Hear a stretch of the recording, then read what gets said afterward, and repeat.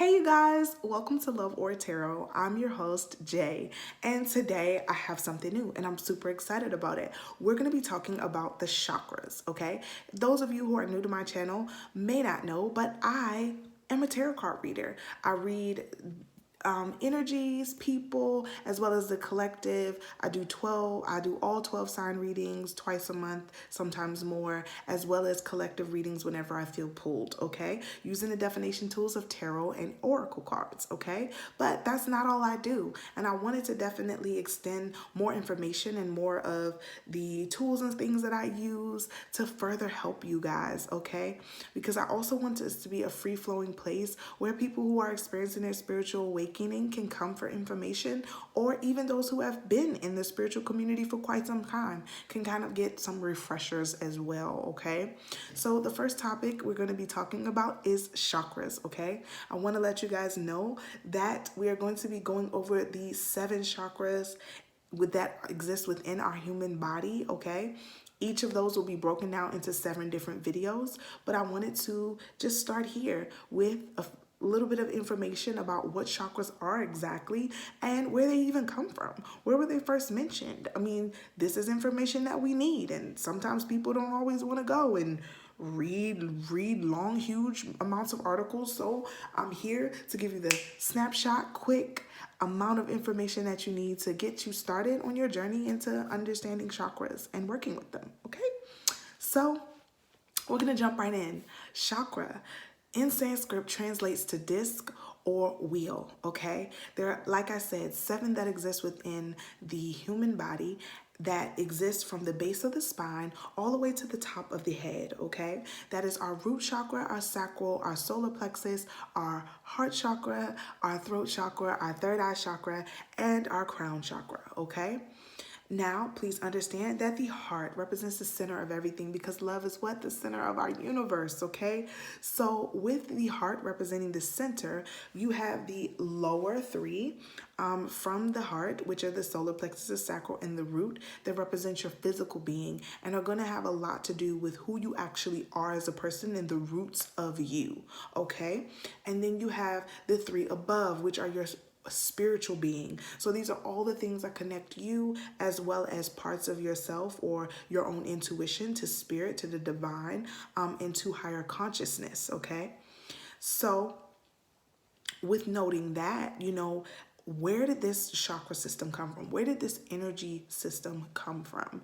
Well, the first known acknowledgement of this system was in the most ancient text in Hinduism called the Vedas, okay? And in this system, it was mentioned, estimated around between 1500 to 500 BC, okay? So thousands and thousands of years ago, and you can just imagine how much longer they have been in existence, and it just wasn't necessarily written in text for us to find out about it, okay? So needless to say, it works, okay? And what do chakras do? They help to balance us emotionally, spiritually, physically, as well as psychologically, okay? So, some people may not understand that, chakras and this energy system has a lot to do with balancing us as individuals so that we can better connect with those around us and better connect with the energy that's around us, because energy exists in everything and everyone, okay? And when you know that, having your energy balanced and in a state that is healthy allows you to be not only a better force of energy for other people and for your surroundings, but also for yourself, okay? Diving into the chakras helps you to better understand who you are as a person, okay? So, a brief snapshot of each chakra being that the root chakra is all about your stability and your security. So whatever that means to you, it also talks about it also encompasses the beginning of your life. So your upbringing, your childhood, the root of who you are, okay? Then you have the sacral, okay? And that exists at the base of your spine. Then you have the sacral, which is a little bit below your navel, okay? It exists in the reproductive area of your organs, and that is all about creativity and sexuality. I mean, who could have guessed it, right? The reproductive system.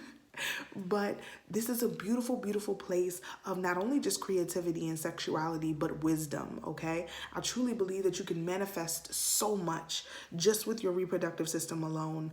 I have cradled my stomach time and time again, even as a little kid, and told myself that I would have a baby girl first. And you know what?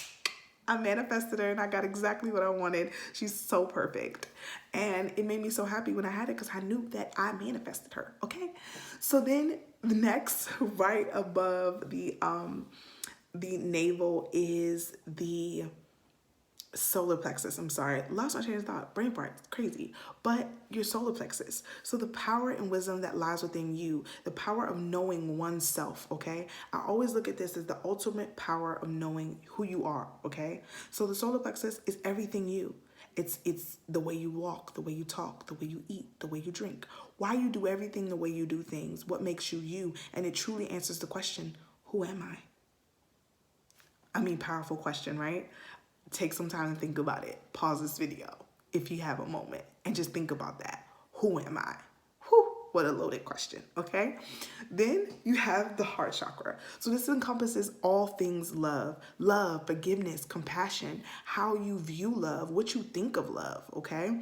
And that in itself is such a big deal and so important because sometimes our view of love is what's tainted and not necessarily the rest of the world or their view of us, okay? And sometimes when we further understand what love is and the fact that it's an all-encompassing thing that literally does not go away and is welcome to everyone limitlessly, it gives us a better understanding of ourselves and how we can actually extend that love to others in a healthy form, okay?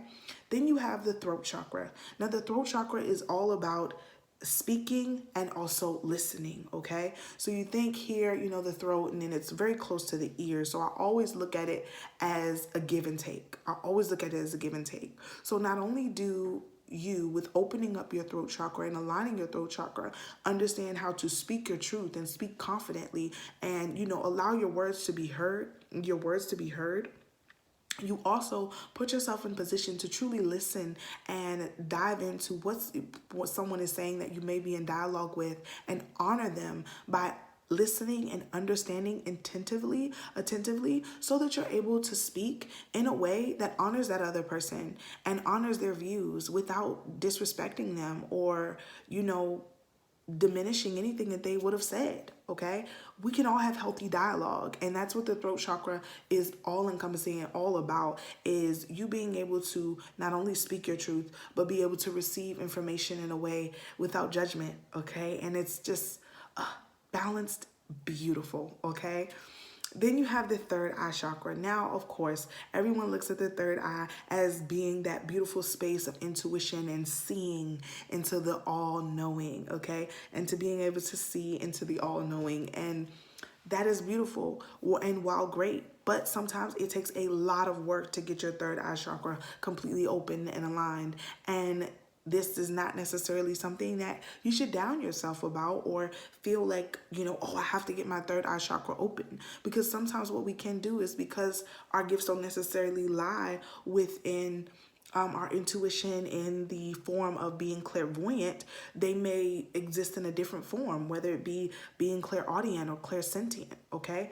And sometimes because our intuition doesn't seem or, you know, view like other people's, we think that, oh, my third eye chakra is not open. And what we can actually do sometimes is overactivate our third eye chakra, and it can, you know, present itself as headaches and, you know, different negative things. But I'll talk about that in just a moment, okay? But, you know, you just want to make sure that, you know, you're connected to your intuition in any way that suits you and is for you, okay? Next, we have the crown chakra. Now, the crown chakra, when open, I mean, just opens you up to a whole new perspective. It is literally divine consciousness. It opens you up to truly the all-knowing. It is not just intuition and discernment, but it is connecting and being able to be one with everything, okay? It is a beautiful place to be, and it represents divine and perfect balance, okay? Because your crown chakra is the last of the chakras that exist within your energy system. So being that, it literally takes all of the work of the lower chakras to get you to the point where you are able to fully open up your crown chakra and hear with an ear that is not judgmental and doesn't place your ego in place of what wisdom you're being given, okay?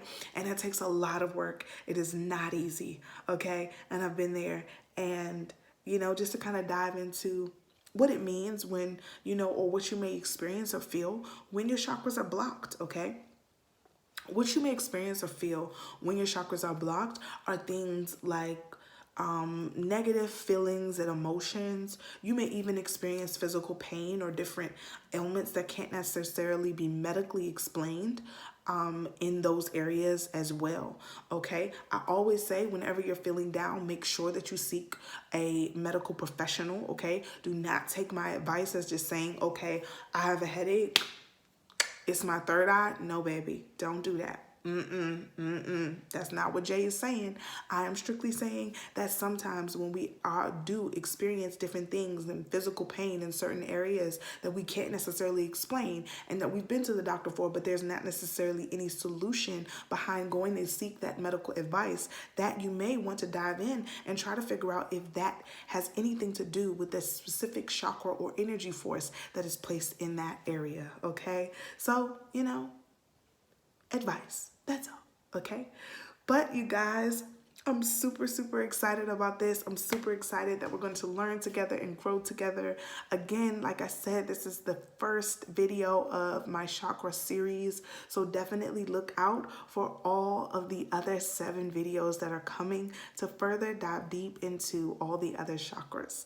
I'm so, so happy that you're here. Please be sure to like, comment, and subscribe, and I'll see you in the next video. Bye now.